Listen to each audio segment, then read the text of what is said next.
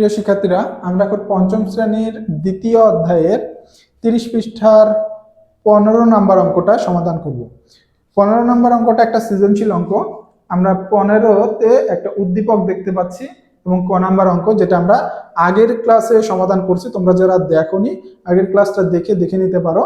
এখন আমরা খ নাম্বার প্রশ্নটা সমাধান করব। দেখো, খ নাম্বারটা আমাদের কি নির্ণয় করা লাগবে। প্রশ্নটা পড়ে নিব। দেয়ালটি 2 দিনে নির্মাণ করতে অতিরিক্ত কতজন শ্রমিক লাগবে? আচ্ছা, উদ্দীপকটা তাহলে আমরা পড়ে নেই একটু। 16 জন শ্রমিক 7 দিনে একটি দেয়াল নির্মাণ করে। এখন প্রশ্নে আমাদের খ নম্বরে বলা হয়েছে যে দেয়ালটি 2 দিনে নির্মাণ করতে অতিরিক্ত কতজন শ্রমিক লাগবে। 16 জন শ্রমিক কাজ করলে 7 দিনে করতে পারতেছে। এখন 7 দিনের জায়গায় আমাদের 2 দিনে করা লাগবে, তাহলে শ্রমিক অবশ্যই আরো বেশি নেওয়া লাগবে। কতজন শ্রমিক বেশি নেওয়া লাগবে এটাই আমাদের নির্ণয় করতে হবে। তাহলে এই ক্ষেত্রে এখানে আমাদের ঐকিক নিয়মের অঙ্কে আমরা জানি যে জিনিসটা আমাদের নির্ণয় করা লাগবে সেটা আমাদের ডান পাশে রাখা লাগবে। কথা যখন আমরা সাজায় লিখবো সেটাকে আমাদের ডান পাশে রাখা লাগবে। তাহলে এইখানে আমাদের বের করা লাগবে যে অতিরিক্ত শ্রমিক কতজন লাগবে সেটার সংখ্যা, অর্থাৎ 2 দিনে করতে পারে কতজন শ্রমিক সেটা বের করা লাগবে। শ্রমিকের সংখ্যাটা বের করা লাগবে।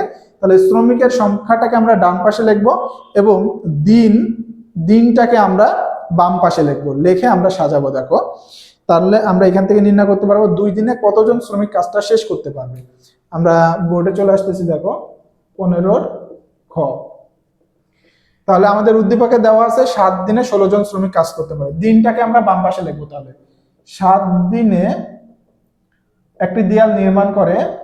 একটি দেয়াল নির্মাণ করে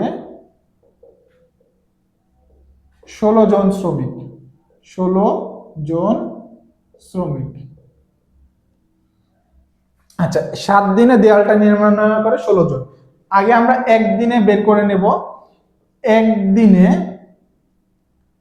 একটি দেয়াল নির্মাণ করে, যদি 7 দিনে 16 জন করে তাহলে একদিনে আরো অনেক বেশি জন, 7 দিনের কাজটা একদিনে করতে গেলে আরো অনেক বেশি জন শ্রমিক লাগবে। তাহলে আমরা জানি যে এখানে আমাদের গুণ করতে হবে। 16 গুণন 7 করলে আমরা পাবো হচ্ছে যে একদিনে কতজন শ্রমিক করতে পারবে। একদিনে কাজটা শেষ করতে হলে 16 গুণন 7 করলে আমরা পাবো, অর্থাৎ 16 জন শ্রমিক কাজ করে 7 দিনে। 16কে 7 দিয়ে গুণ দিলে আমরা পাবো একদিনে কতজন শ্রমিক কাজ করলে কাজটা সম্পন্ন হবে। তাহলে একদিনে দেয়ালটা নির্ণয় করতে পারবে 16 গুণন 7 দিনে। এখন দেখো, আমাদের এখানে বের করা লাগবে 2 দিনে কতজন করতে পারে। তাহলে একদিনে যা করতে পারে 2 দিনে তার তুলনায় কম জন শ্রমিক লাগবে। একদিনে কাজটা শেষ করতে যতজন শ্রমিক লাগে তার তুলনায় 2 দিনে আরো কম শ্রমিক লাগবে। আমরা ঐকিক নিয়মে জানি, আমরা উপরের লাইনটা দেখবো। একদিনে যতজন লাগে 2 দিনে তার চেয়ে কম লাগবে, তাহলে এখানে ভাগ করতে হবে। কম লাগলে আমরা জানি ভাগ করতে হবে। তাহলে 2 দিনে একটি দেয়াল নির্মাণ করে,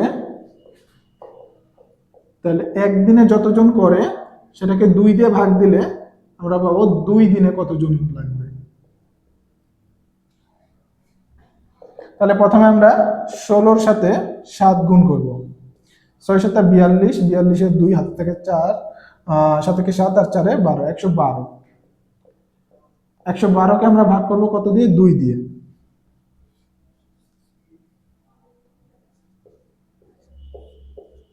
তাহলে প্রথমে 1 ঘরের মধ্যে যাচ্ছে না, 2 ঘর নিব। 5 দুগুণ 10। তাহলে আমাদের অবশিষ্ট থাকে 1, 1 এর মধ্যে যাবে না, আবার উপর থেকে নামাবো। তাহলে 6, 6 দুগুণ 12। তাহলে আমাদের এতজন শ্রমিক। তাহলে কতজন? 56 জন শ্রমিক। এখন দেখো, 2 দিনে দেয়ালটা নির্মাণ করতে পারবে 56 জন শ্রমিক। 56 জন শ্রমিকের মধ্যে আমাদের কিন্তু 16 জন শ্রমিক অলরেডি আগে থেকেই আছে।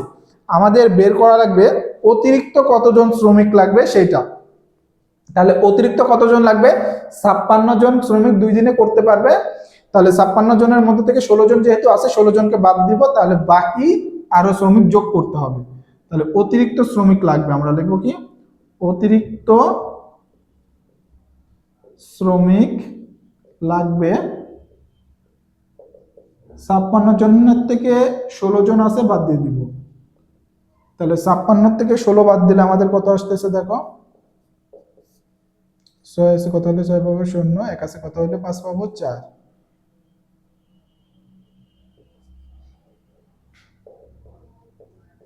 40 জন। তাহলে 40 জন অতিরিক্ত শ্রমিক নিলে আমাদের কাজটা 2 দিনে সম্পূর্ণ হয়ে যাবে। এর উত্তর হচ্ছে 40 জন।